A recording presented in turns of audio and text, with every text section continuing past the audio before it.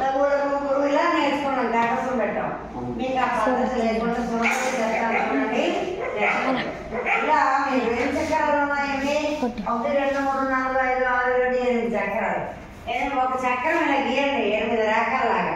దానికి ఒకటే సూత్రం యమతారాజ బాణస. ఏం చెప్పండి?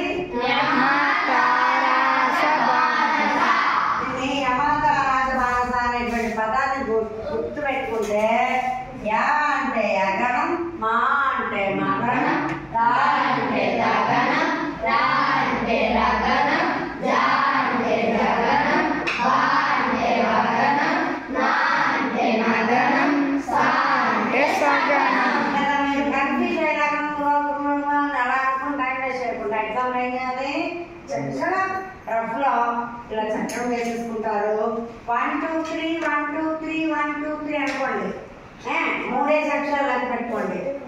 యా లఘువు చెప్పండి కదా. ఏం లఘువులు ఒక దీర్ఘాలు లేనివి లఘువులు కదా. ఇప్పుడు గురువులు ఒక్కటే గుర్తుపెట్టుకోవాలి. దీర్ఘాలు ఉండాలి. అర్థసున్నా కానీ పూర్ణానుస్వరంతో కలిపి ఉండాలి. కమ్ కానీ చమ్ కానీ అమ్ కానీ ఇలా ఉందనుకోండి. అమ్ దమ్ అని ఉందనుకో. అమ్మ ఒక అక్షరం ట్రీట్ చేయాలి గురువే. దమ్మ ఒక అక్షరం ట్రీట్ చేయాలి గురువే. ఓకే అవి అట్లా.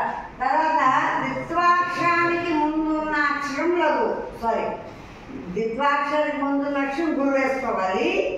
ఆ అక్షరం మాత్రం లఘు వేసుకోవాలి. అలాగే సంయుక్తాక్షరానికి ముందున్న అక్షరం గురు వేసుకోవాలి. అర్థమైనా?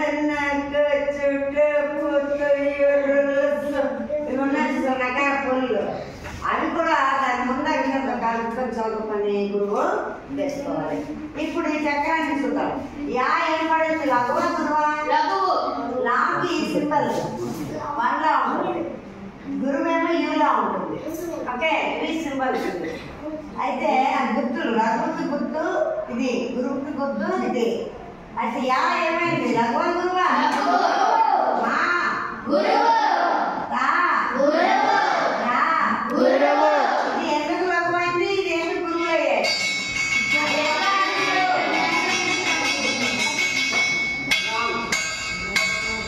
ఇది లఘు దీర్ఘం లేదు. ఈ మాకి దీర్ఘం ఉంది, దాకి దీర్ఘం ఉంది, రాకి దీర్ఘం ఉంది కాబట్టి గురువు.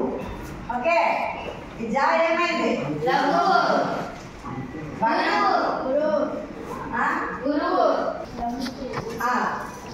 నగరం లఘువు. ఇప్పుడు అలా చెప్పండి. వ్యాకరణం ఎలా వచ్చింది? 1 2 3 లఘువు గురువు. మగం చెప్పండి. లగ్నం చెప్పండి. లగ్నం చెప్పండి.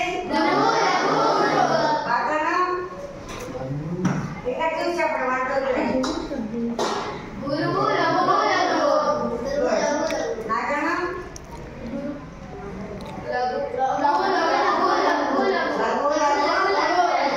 సగణం ఓకే ఇలా చేసుకుంటే మీకు ఛాన్సెస్ వచ్చేసినట్లే. డన్. ఓకే మీరు అది వర్క్ చేసుకోరండి.